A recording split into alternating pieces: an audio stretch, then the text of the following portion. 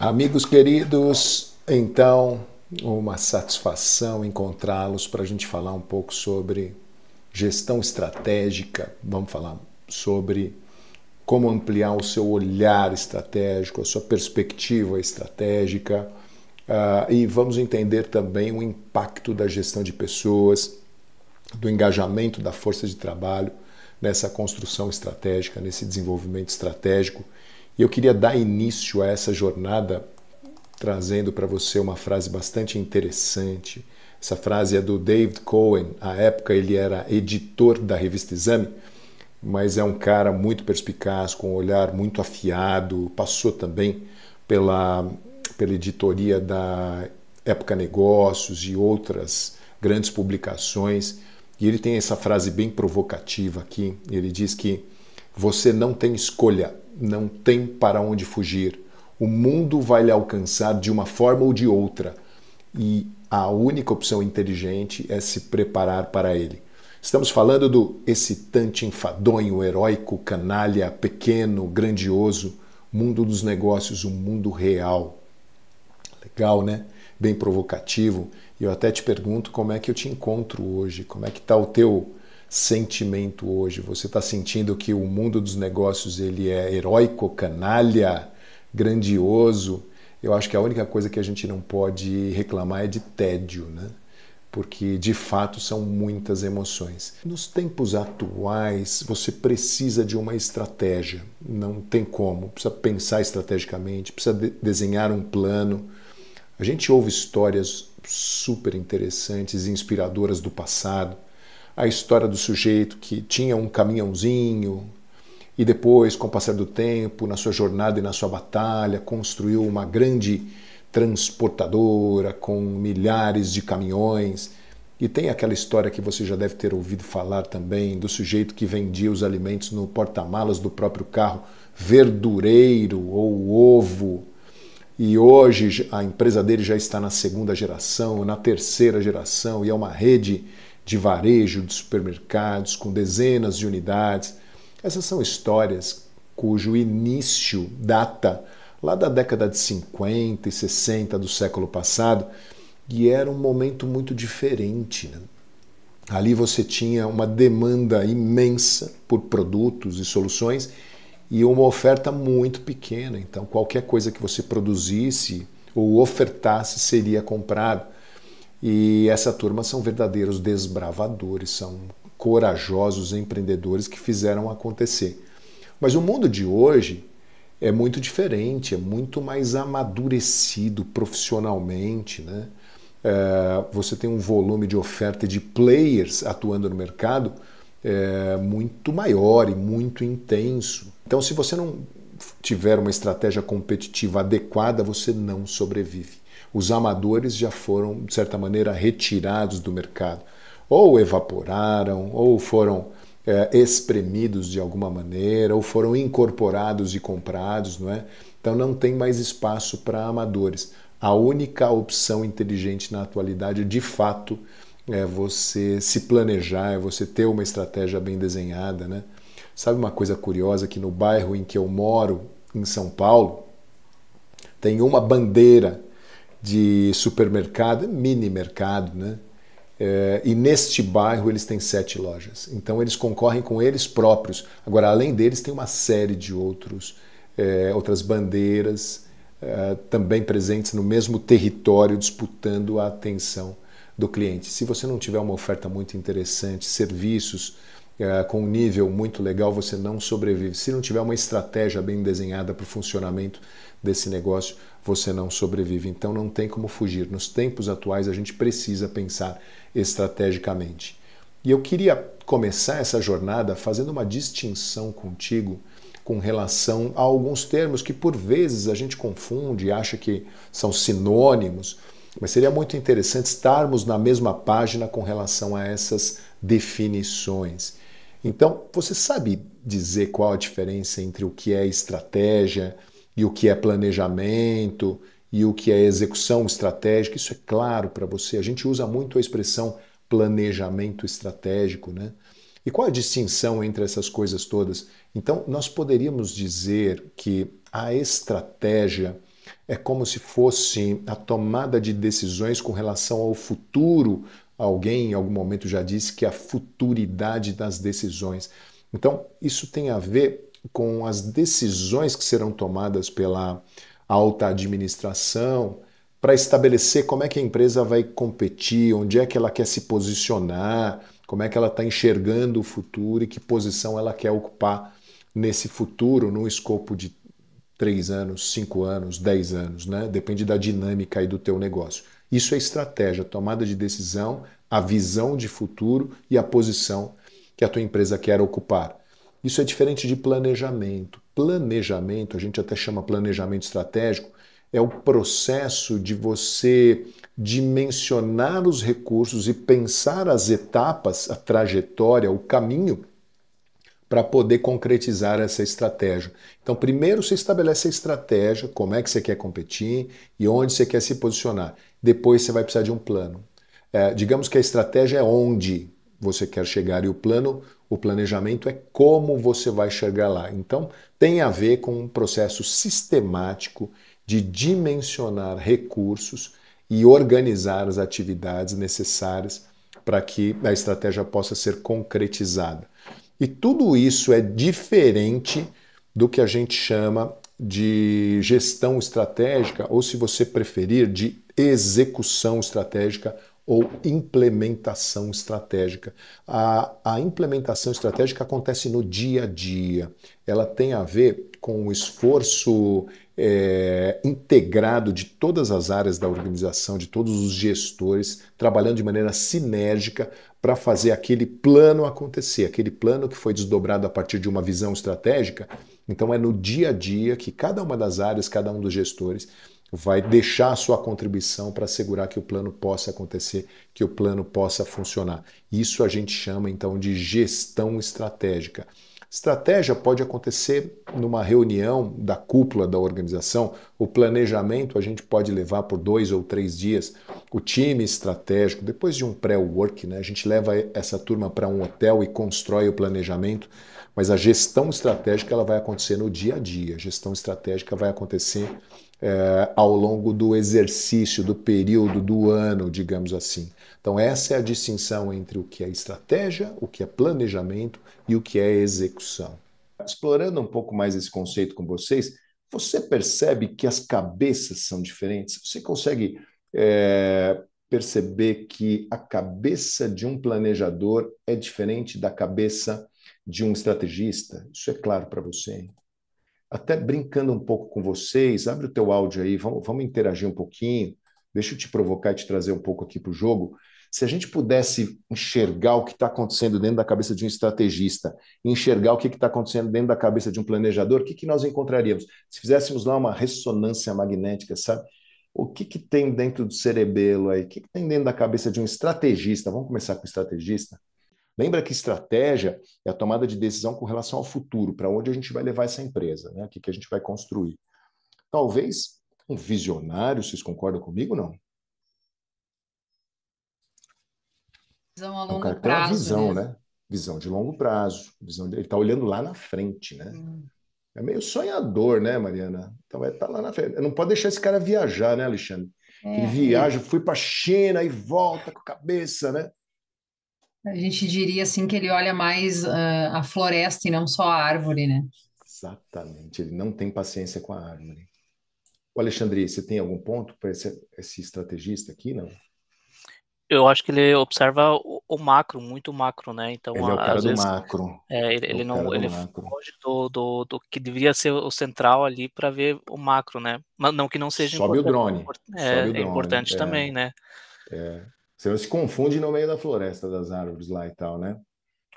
Ô, gente, como é que. Eu vejo ali que Ô, o Geraldo, estrategista, ele basicamente pensa no futuro, né? E o planejador, ele olho meio que no faz o futuro futuro. acontecer. Certo, é isso mesmo, cara. É isso mesmo. Isso mesmo. Exatamente, exatamente. É Eu, uma coisa futuro versus presente, né? Exatamente. Como é que a gente sai Professor, daqui onde a gente está e chega lá? Diga, também aceita Sérgio. riscos calculados, né? Vou chamar isso daí de apetite, Sérgio. Apetite por risco. E vai para cima mesmo, né? É uma loucura. Tem uma coisa legal, Sérgio, Isso, amigos acho que também. Ô, Érica, e aí? não, eu só ia complementar, ia falar que ele é mais focado no resultado, ele não pensa muito em como que ele vai chegar lá. Por isso que aí depois acho que vai entrar o planejador. Então ele Exato, foca lá no na resultado. visão. Isso aí, isso aí. E tem uma coisa legal também, né, na cabeça desse estrategista, que é um faro, Érica, uma busca contínua por oportunidades. Ele está sempre fuçando, né? Onde é que está a onda, né? Onde é que é a tendência? Cadê o dinheiro? Você falou do resultado, né? Cadê o dinheiro? É um oportunista no melhor sentido da palavra. Ele está sempre ligado no movimento. É um curioso, né? E é uma loucura que às vezes perde o foco, né? Eu tive uma reunião com alguém da área do setor imobiliário. Você fala, mas a gente é industrial. Sim, mas o setor dos galpões, e aí vai, né? Então é muito legal essa cabeça. Mas aí a Érica falou que vai precisar de uma parceria aí com o planejador. Vamos tentar fazer a ressonância aqui da cabeça do planejador. O que tem dentro da cabeça de um planejador, pessoal? É diferente o funcionamento. Ele tem que ter os Organização, pés no professor. chão. Organização. Você falou pés no chão, ele não tem apetite por risco, ele é avesso a riscos, né? O trabalho dele é Conservador. mitigar o risco. Pode chamar mitigar riscos? Mitigar riscos, né? É muito mais conservador, né? E ele não é do macro, né? Ele é Ele muito é do mais do como micro. fazer, né? Esse cara, Daniele, vai pegar aquela planilha do Project lá, vai abrir 1.500 linhas no cronograma de Gantt, né, Alexandre? Tudo com data irresponsável. Conhece a figura, não? O Gerente de projeto, né? planejador, planejador, Gabi, ele cria muitos processos também. ele é de processo e de método, né, Gabriela? Processos e métodos. Ele é detalhista, né? Ele é Ele detalhista, ele é do micro. micro, ele vai É. pegar o detalhe. Sem dúvida nenhuma, sem dúvida nenhuma. E ele vai ajudar a gente com a oportunidade, ele vai ajudar a gente muito mais com a segurança, né? Quando você olha para esses dois perfis, você, diga-me a verdade, não me esconda nada. Você se identifica mais com qual, hein? Para que lá. Eu acho que o pessoal da engenharia me estragou, viu, Alexandre? Não tem jeito, né? Engenheiro tem que ser planejador, senão o prédio cai, o avião cai, a turbina não funciona, né? E o meu esforço é pensar como estrategista também, mas a minha natureza é mais de planejador. E vocês, como é que vocês são? Tô na cara Planejador do também. planejador. Planejador. Cheio de planejador que nem eu aqui a bordo. Cadê os estrategistas? Na verdade, o planejador põe juízo no estrategista, né? O estrategista joga a bomba e sai, Hugo. É uma loucura, né? Como seria uma empresa com um monte de estrategista? Nossa. Ia ser uma E, loucura, né? e explodiu. Uma O bagunça. estrategista acelera e o planejador freia. Então, É isso, não cara. dá para É ter isso. só o estrategista, não, porque senão vai virar loucura na empresa. Não, só estrategista. E não tem ninguém para implementar, porque não tem plano, né? Tem esse Exato. detalhe também, né, Júnior? É isso aí. E uma empresa só com planejador, como seria? Não ia sair do lugar. Sem estratégia. Mais do Acata. mesmo, muito bem feito, né? Mas sempre a mesma coisa, cada vez melhor, né? A mesma coisa. Morosidade, né? Ia ter uma morosidade. Exato. Seriam os melhores processos, eu acho. Processos, que- controles, né, Thaís? Dashboard, né? Maravilhoso. Só que não corre risco, né? Não cresce. E aí vai ficar pelo caminho, inevitavelmente, porque tem alguém que enxergou algo que a gente não viu ainda, né? Então a gente vai precisar dos dois, pessoal, inevitavelmente, né? A gente vai precisar dessa, eventualmente entre os sócios, entre os parceiros, entre os diretores, na diretoria, mas é fundamental que a gente tenha essas duas cabeças. Eles vão brigar? Com toda certeza. E eles vão fazer as pazes? E vão namorar, e vai ser muito bom, mas a gente vai precisar desses dois olhares para assegurar que a coisa ande, que a coisa funcione, né? É muito legal. Eu acho que cada um de nós traz meio que uma natureza, um jeito, um estilo, mas o grande barato é você ganhar ambidestria, né? Você ganha ambidestria quando você se esforça também a olhar a partir da outra perspectiva, né? E tudo, até para reconhecer os seus colegas que você vai trazer para o jogo, que complementam o seu estilo, o seu jeito, né? Então é um pouco nessa linha aí. Muito bem, muito bem, muito bem. Dito isso, amigos queridos, coisa que eu queria explorar com vocês Quando eu te pergunto o que que é um negócio estrategicamente gerenciado, o que que vem à tua cabeça, hein? O que que é uma empresa assim, que vale a pena investir, eventualmente investir capital, eventualmente comprar ações, eventualmente investir a tua vida, né? A tua energia, trabalhar com essa empresa, crescer nessa empresa, construir uma carreira dentro dela. O que você chamaria, o que que você olharia para saber, você que é MBA, FGV, para saber se a empresa é boa, não é boa? O que que você acha que seria legal olhar? O que que te vem à cabeça assim, sem pensar muito quando eu te pergunto? Os valores da empresa. Primeira coisa. Financeiro. Vamos olhar os números.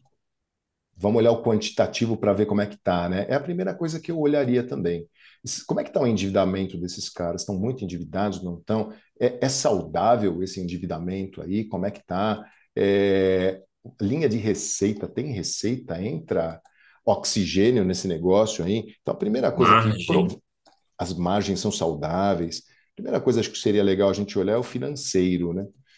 Isso é fundamental. Mas o problema do financeiro, começaria por aí sem dúvida nenhuma, é que ele mostra para a gente o passado, né? Ele é um retrato do passado. Então, ele traz para nós o track record, né, desse negócio. Mas quando é que saem os resultados do mês de setembro? Em outubro, né? Não dá para fazer mais nada em setembro, né? Os documentos contábeis, os resultados da RE e afins, né?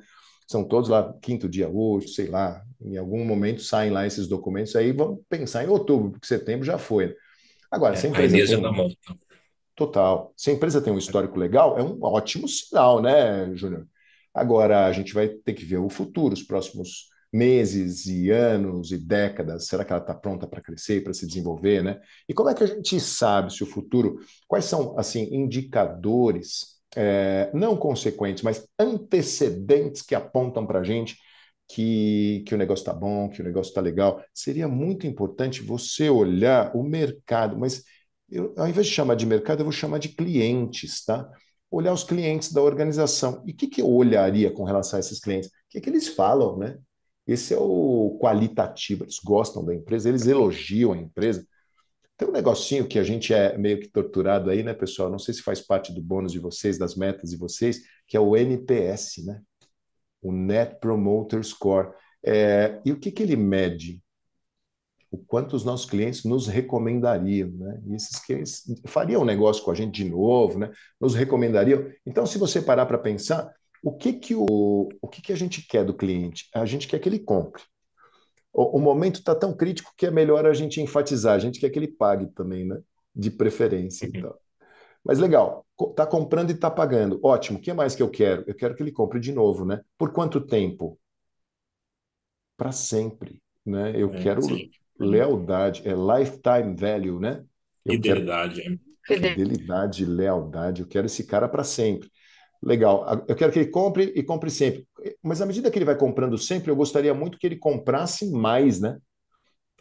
Eu quero aquecer esse relacionamento, aproximar esse relacionamento. Então eu quero que ele compre sempre, compre mais. Tem uma última coisinha que eu quero, vamos ver se vocês acertam aí, do cliente. Indique mais. Que ele me recomende, que ele me indique, aí fica perfeito. Agora, Geraldo, como é que eu tenho que tratar esse cliente para ele comprar de mim, comprar sempre de mim, comprar mais de mim e ainda me recomendar para amigos e familiares? Tem que superar as expectativas desse cara, né? E uma maneira de superar as expectativas desse cara para assegurar o sucesso do meu negócio, uma renda recorrente, receitas recorrentes, é cuidando com muita atenção dos processos internos, né? Então, os processos internos têm que ser verdadeiramente impecáveis, porque são eles que vão cumprir a promessa junto ao cliente. E uma coisa, um exemplo curioso, a gente tem alguns alunos do MBA que trabalham em diversas organizações, é uma fonte de networking, de conhecimento muito legal. E recentemente a gente recebeu alguns alunos do Mercado Livre, alunos responsáveis pela logística, mercado de entregas e tal. E eles estavam explicando para a gente como é que é a complexidade, a velocidade que os caras fazem as coisas, né? E eu sou um consumidor ávido aqui do Mercado Livre. Eu compro de tudo. Eu estou meio viciado, eu vou precisar entrar em tratamento, a coisa está feia aqui. E um recurso que funciona muito comigo, Alexandre, é quando aparece na página do Mercado Livre, comprando agora você recebe ainda hoje. E é uma coisa, sabe, tipo talher, um jogo de copos que eu estou precisando para a família. Mas nem precisava comprar, mas eu só quero ver se vai chegar hoje mesmo. Porque não é possível. Eu vou comprar às 11 horas da manhã, Eliane. Como é que esse cara vai entregar? Qual o processo logístico que vai processar o pagamento, o cara vai entregar para mim? Aí eu compro lá para ver se chega mesmo. Falo, não é possível, não vai conseguir.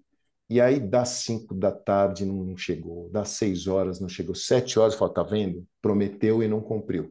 Quando dá 20 horas e 55 minutos, Alexandre, toca o interfone do prédio.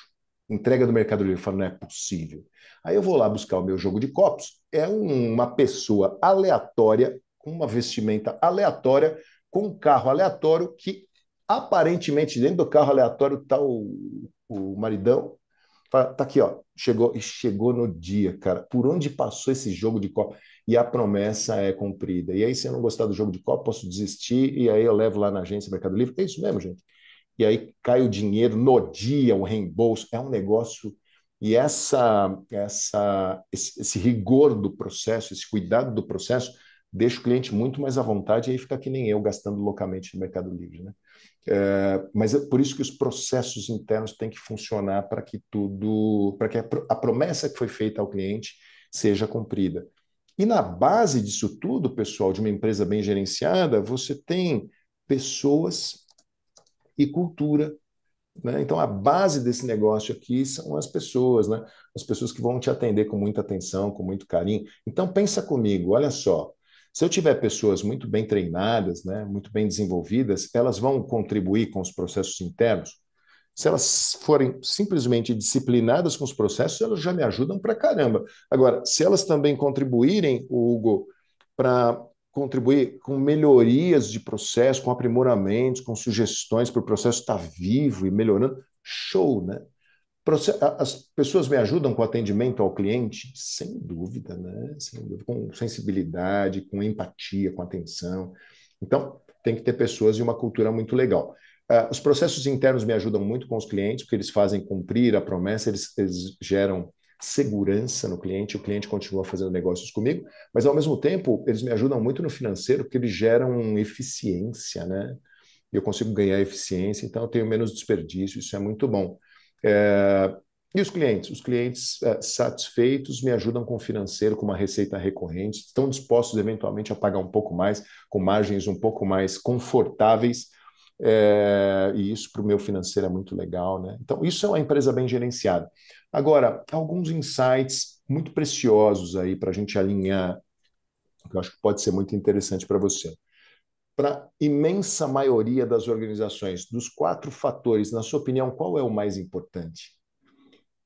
Financeiro legal, clientes bem atendidos, processos internos bem azeitados, ou uma cultura legal, com pessoas muito engajadas, na sua opinião? E aí, o que é reformulando a pergunta, o que é o centro de um negócio estrategicamente gerenciado? Acho que as pessoas. As Pessoas e pessoas. cultura. As pessoas. E quem vai te falar agora é o cara do RH, hein, Érica? Mas o centro de um negócio bem gerenciado Financeiro. não são as pessoas, cara. Também não é o financeiro, também não é o... São Sim, coisas são os clientes. importantíssimas. São os clientes, cara. São os clientes. Porque se a gente ficar sem cliente, aí não adianta ter um financeiro ótimo, com ferramentas maravilhosas, e nem pessoas felizes de mãos dadas cantando uma canção, né, gente? Porque sem cliente, a pessoa, a empresa fala assim, nossa empresa é ótima, financeiro super bem gerenciado, pessoas super animadas, só não temos cliente. A gente tem só esse probleminha, né? Você apostaria nessa empresa? Só os clientes que não compram. A gente vai tirando isso. Não dá, né? Então a centralidade está no cliente. Se você parar para pensar nos tempos atuais, você cria um negócio, a origem do negócio é para atender um cliente, né? É para solucionar ou a uma dor ou a um sonho, né, de um cliente. Por isso a centralidade está no cliente. Quanto mais nós encantarmos o cliente, quanto mais nós nos consolidarmos como uma referência para o cliente, mais bem-sucedido tende a ser um negócio, mais longevo, mais perene, né? Então esse é o grande barato. Mas, Anderson, as pessoas não são importantes? São Professor, a Érica fundamentais, acertou. Hugo.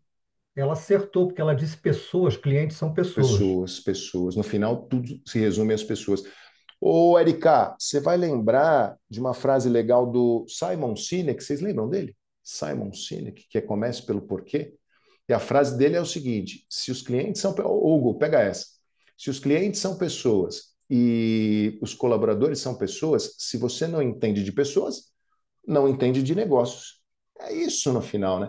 Então, o centro de uma organização bem gerenciada não são as pessoas e a cultura, os colaboradores, digamos, mas o alicerce de um negócio bem gerenciado, sem dúvida nenhuma, são as pessoas e a cultura. E sem um alicerce bem consolidado, sem gente engajada, gente capacitada, né, Hugo, né, Érica? Desaba, esse negócio implode, esse negócio não vai ser longevo, não. Mas é muito importante que essas pessoas compreendam que o centro do negócio é alguém que precisa de ajuda, alguém que tem um problema, e ele precisa de um problema financeiro, de saúde, alimentar, ou seja lá, de mobilidade, seja lá o que for, e a gente vai dar o nosso máximo para fazer acontecer, para gerar uma experiência incrível para essa pessoa, né? Então, o alicerce são pessoas e a cultura, a gente vai precisar cuidar disso estrategicamente. Agora, lembra que o centro são os clientes. E o problema todo é que esse cliente hoje está muito disputado, tem muito player, né, gente? Ele tem muita opção, né? Ele vai pelo mobile, ele vai pela internet, ele vai no presencial. Então a gente tem que fazer um bom trabalho. Imagina que nós estivéssemos no mercado financeiro, cara. Tá todo mundo descontando, todo mundo disputando a conta corrente principal desse cara, né? Conta salário, onde ele movimenta, onde ele faz as transações. E a gente não é bobo nem nada, a gente vai abrindo conta em um monte de banco, né? Tem os digital, tem os bancões, tem essas coisas todas, né? O acesso vai ficando mais interessante, e esses caras têm que oferecer para a gente uma experiência diferenciada para a gente não desistir e tudo mais. Agora, eu te perguntei o que é o centro são os clientes. Te perguntei o que é o alicerce, aí vamos seguir a linha da Érica e do Hugo. O alicerce são as pessoas e a cultura. E o que é a finalidade? Durante muito tempo eu te diria que a finalidade é o financeiro, a finalidade de um negócio é gerar lucro, né? Mas eu sinto que a gente está num nível de sofisticação um pouco diferente, é uma outra realidade. Eu te diria que atualmente a finalidade de um negócio é o propósito. E quando a gente fala de propósito, a gente está olhando bem no longo prazo, pessoal. É a razão de existir essa empresa, né? Mas, Anderson, vamos ser práticos. E o lucro? O lucro é fundamental, o financeiro também é fundamental. Eu até te diria que o lucro é o oxigênio. Se não tiver caixa e se não tiver lucro, a gente não sobrevive. Fazendo uma analogia com o ser humano, se não tiver oxigênio, a gente não sobrevive. Mas nós não vivemos, não nascemos, não temos como significado da nossa vida respirar, né? Eu acho que você espera um pouco mais. E a gente espera um pouco mais das empresas também. Colega professor, uma vez me perguntou, aquelas perguntas que a tua cabeça, sabe, dá um espiral, e eu queria repassar a pergunta para você. E a pergunta que ele me fez foi a seguinte: se a sua empresa... Eu tenho consultoria, né? Tenho uma pequena consultoria, veleirinho, boutique, meia dúzia de consultores e tal. Fazemos um trabalho muito apaixonado aqui. E esse colega me perguntou o seguinte: se a sua empresa desaparecer, o que o mundo perderia? Aí eu falei, caramba, eu preciso pensar nessa resposta aí. Posso pedir mais um cappuccino? Estávamos tomando café. E eu repasso a pergunta a você. Como é que é o teu negócio? Ele merece sobreviver, ser perene, viver por décadas e tal? Se desaparecesse o seu negócio, o que a sociedade perderia? O que os clientes perderiam? E eu pensei no nosso negócio aqui. Pô, a gente tem poucos clientes, somos uma empresa pequena, mas a gente impactou vida, sem dúvida. A gente ajudou empresas a crescerem, profissionais a crescerem também, né? Então, acho que o mundo perderia, em alguma medida, o impacto positivo que a gente gerou na vida dessas pessoas. E, ó, ganhamos dinheiro, viu? Ganhamos, e foi legal, e foi ótimo, trouxe resultado, e está saudável. Agora, tem umas empresas aí, gente, cá entre nós, né? Que se desaparecer, algumas, não sei o que estão passando na tua cabeça aí, não perderia nada, né? Tem umas aí que eu acho que o mundo dava até uma melhorada, que o cara tem meta para enganar a pessoa. Sabe quanto você enganou hoje? Enganei 6 hoje. Não, a meta é 8. Né? Vendendo coisas que você, na posição do cliente, jamais compraria. Isso não... Você acha que a empresa dessa, em tempos de transparência, em que a gente não tem mais direito de se resguardar em termos de informações, tudo é explícito, tudo é como se fosse uma caixa de vidro, né? Você acha que uma empresa sem propósito, sem responsabilidade, né? Sem impacto social, sobreviveria? Difícil, né? O legal do propósito é que ele é um imã para clientes. Sobretudo geração Z, né? A geração Z é mais engajada, Então, que é a massa de compradores da atualidade, né? Cada vez mais. Esses caras são muito ligados em propósito, e esses caras são a nossa mão de obra também são muito ligados em propósito. Eles querem postar no LinkedIn algo que os permita se orgulhar do que fazem. Então, o propósito é muito importante. Então, olha só que legal, mas a finalidade é um propósito, é uma causa, é uma contribuição. O nosso negócio deixa uma contribuição verdadeira. É por isso que a gente cresce. Cresce em lucro, a gente usa o lucro para ampliar o propósito, e a gente cresce e vai, e a gente é investível, e a gente é atrativo, né? E a gente é reputável, né? A centralidade é o cliente. A gente vai fazer a diferença para o cliente, solucionar as dores e sonhos do cliente, e o alicerce para essa coisa se manter perene são pessoas e cultura. Como é que isso tudo bate na tua cabeça? Insights aí, e aí, gente? O que vocês têm para me dizer?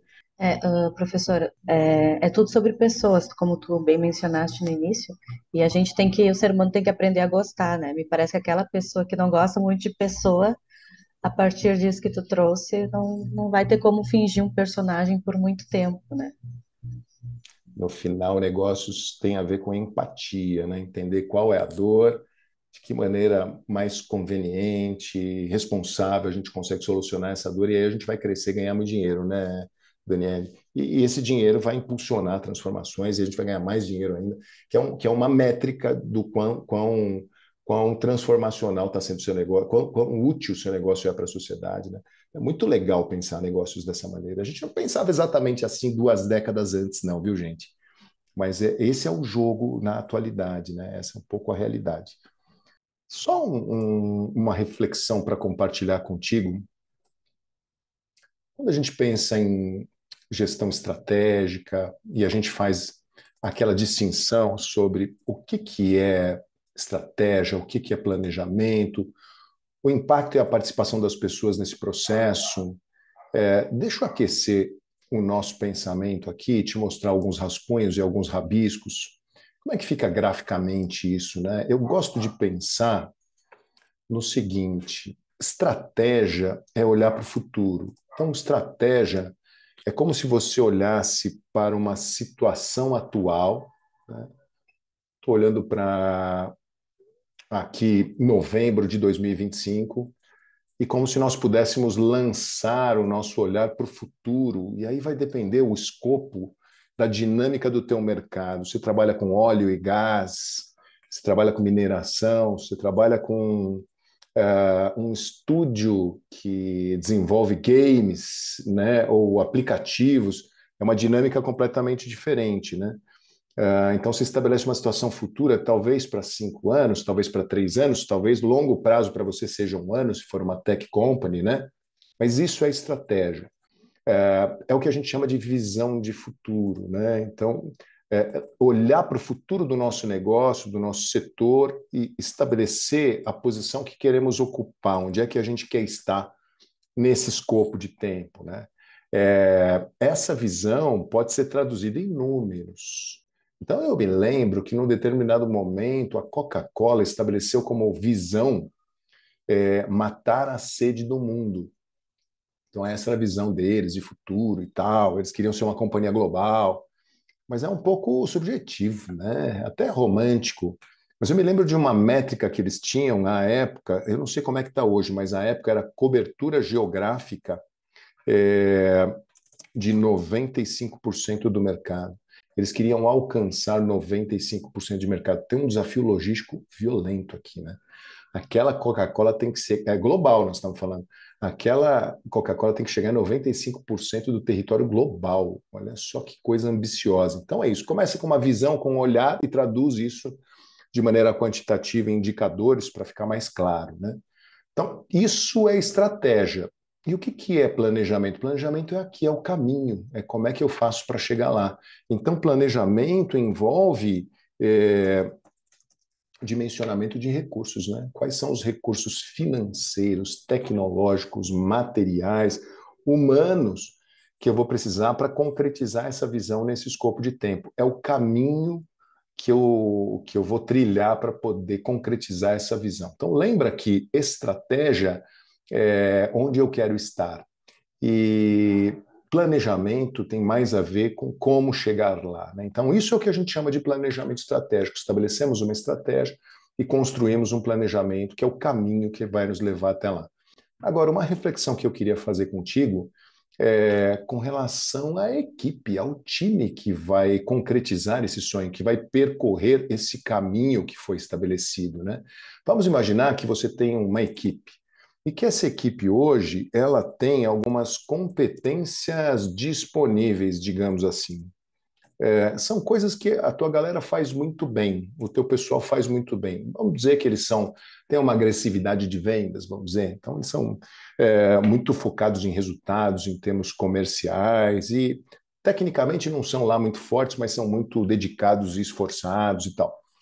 Talvez você tenha estabelecido uma visão de futuro tão ambiciosa, uma visão assim de grande impacto e crescimento, que vai demandar dessas pessoas competências requeridas muito mais complexas, né? Competências requeridas muito mais sofisticadas. Aquela agressividade de vendas, aquela coisa mais fisiológica de fechamento no final do mês, sabe? A promoção e faz umas loucuras e consegue fechar o mês. Talvez não funcione para esse nível de jogo que você está sonhando aqui. Talvez aqui você precise de uma arquitetura de vendas, ou você precisa de uma venda consultiva, pessoas que possam atuar como gestores de chave de contas e tal, né? Então perceba só que à medida que você estabelece uma estratégia mais sofisticada, você vai demandar das pessoas competências mais sofisticadas. Quando eu comparo as competências requeridas com as competências disponíveis do meu time, eu identifico o que nós poderíamos chamar de gap. E é isso que os especialistas chamam de execution gap. É um gap de execução. Enquanto eu não solucionar essa lacuna, não cobrir essa lacuna, eu não vou chegar lá porque eu não tenho musculatura para chegar lá, né? Então eu me recordo, pessoal, num dos nossos trabalhos de consultoria, o presidente da companhia me pediu para tocar o planejamento estratégico junto à equipe dele. A gente foi para um hotel, ficamos lá quinta, sexta, sábado, o dia inteiro, trabalhando no planejamento estratégico. Ele nos deu as premissas da estratégia, ele não participou. Ele quis que o time gerencial construísse a estratégia, né, de maneira assim, com muita autonomia e tal, né, seguindo as premissas que ele estabeleceu. E ele se juntou a nós no domingo, no fechamento do workshop, para validar aquilo que foi estabelecido para o grupo. Então, na véspera da apresentação para o presidente da companhia, todo mundo muito ansioso para saber se o chefe compraria a ideia, se ele gostaria do planejamento que foi construído e tudo mais. E aí a parte da manhã do domingo foi para mostrar para ele o planejamento e ele adorou. Ele falou, é isso, vamos para cima, é isso que nós estamos querendo, é isso que vamos perseguir nos próximos anos. E eu até me lembro uma expressão que ele usou, ele disse, só uma coisa, estamos combinados, esse é o plano, né? Lembrem-se que combinado não sai caro, no meio do caminho não venha desistir, não venha reclamar não, foi você que estabeleceu o plano. Falei, olha só, ele vai cobrar esse povo da disciplina necessária para a implementação, né? E aí ficou todo mundo feliz, o presidente comprou a ideia, o planejamento ficou muito bom, fomos todos almoçar, que era o encerramento do evento. E aí eu me lembro de sentar ao lado dele e comentar com ele, o que você achou? Ele falou, ficou muito bom, acho que é isso que nós precisamos, já temos o plano a seguir. E eu disse a ele, olha, eu tenho uma notícia para te dar. A boa notícia é que o plano ficou bom mesmo, bem consistente, mas a má notícia é que eles não vão conseguir implementar. E ele olhou para mim com uma cara de assustado, assim, depois do almoço, sabe, depois da sobremesa, no cafezinho, com uma cara de assustado, falou, mas eu contratei você para elaborar o plano. E eu falei, o plano ficou ótimo, o plano tá perfeito, mas por uma questão de responsabilidade, profissionalismo, eu tenho que te alertar, eu convivi com o seu time numa imersão semanas antes do evento e aqui em imersão nos últimos 3 dias. E eu pude conhecê-los. E aí eu peguei um guardanapo, pessoal, com uma caneta que eu tinha no bolso e rabisquei isso aqui para ele. Eu falei, pelo que eu percebi das competências disponíveis do teu pessoal, eles são muito dedicados, eles se entregam muito para o negócio, mas para o nível que a gente está querendo jogar, tem algumas competências que eles ainda não têm. Eles não têm esse nível de sofisticação para jogar nessa nova realidade que você sonha para essa empresa. E aí foi o momento que ele falou, não tem mesmo, né? Eu falei, não tem. E aí ele me perguntou, então o que eu devo fazer? E esse é o momento que eu repasso a pergunta para você. O grande desafio aqui é você sanar o gap, né? Você tem que sanar o gap de competências. O teu pessoal pode até sonhar, pode até ter um plano, mas talvez eles não consigam realizar. Eu seria até um pouco duro ao dizer que talvez nem todos consigam te acompanhar nessa jornada. É possível que alguns fiquem no caminho. Talvez porque eles não acreditem no plano, né? Eles vão olhar para isso e vão falar, mas não era legal como era antes. Eu gostava da empresa no passado, aí que era muito bom. Eles não engajaram, né? Não acreditam, não estão sonhando o mesmo sonho. Tem outros que não estão capacitados, mas à medida que a empresa vai crescendo e evoluindo, essas pessoas vão crescendo e evoluindo, é muito bonito de ver. Mas a gente continua com esse problema, que é um problema de sanar o gap entre as competências que eu preciso para fazer acontecer, a musculatura em termos de capacidade que eu preciso, e as competências que eu disponho na atualidade. E aí eu lanço a perguntinha para você, me ajuda nisso. Como é que a gente faz, então, para sanar esse gap de competências? O que te vem à cabeça? Eu vejo que do mesmo jeito que a gente tem que criar projetos para executar a estratégia, né? A gente tem que criar o projeto do desenvolvimento da competência concomitantemente, né? Então, ele também é um projeto da estratégia. É um projeto relacionado à execução, né, Felipe? Eu acho que uma das coisas é definir quais competências eu quero, né? Porque as competências são muitas, né? Então você elenca várias competências e aí você define quais são necessárias ou que faltam na equipe, porque possivelmente elas já têm algumas competências, né? Você faz uma avaliação do que eles têm, aí talvez algumas competências para uns não sejam necessárias, né? Boa. E aí determina as competências que você vai trabalhar ao longo do período, né? Para poder, então, alcançar o que você quer. Mas as competências elas precisam serem esclarecidas, né? Porque a gente tem grupos, né, de competências, né? Infinitas. Né? Tem muita coisa, né? Então, uma das coisas é uma definição das competências e, nesse caso, muitas vezes, o dono do negócio tem que participar, da minha opinião. Fundamental. É o patrocinador disso tudo, né, Hugo? Mas diferentemente do que ele não planejou, esse seu, né, que você contou a experiência, ele não participou do planejamento. Ok, mas nessa outra fase ele precisaria estar, né? A minha opinião. Vamos chamar essa fase de execução, né? Vai ser na mão dele. Ele tem que estar muito presente nesse processo. Mas o seu ponto é muito bom. Olha para a estratégia e deriva da estratégia quais são as competências. E aí aquela história, Hugo, de não precisa mexer com isso. Eu tenho um amigo que tem uma empresa que já tem as competências definidas, pega tudo lá. É um colega do MBA, inclusive, já tem tudo pronto, ele vai me mandar o PPT. Não vai funcionar. Essas competências que ele vai te mandar são para a estratégia da empresa dele, né? Você vai ter que desdobrar as da sua empresa. E aí fazer um assessment, eventualmente, Hugo, que vai permitir a gente identificar como é que está o nível de aderência de cada um a bordo com relação a essas competências e apoiar essas pessoas, né?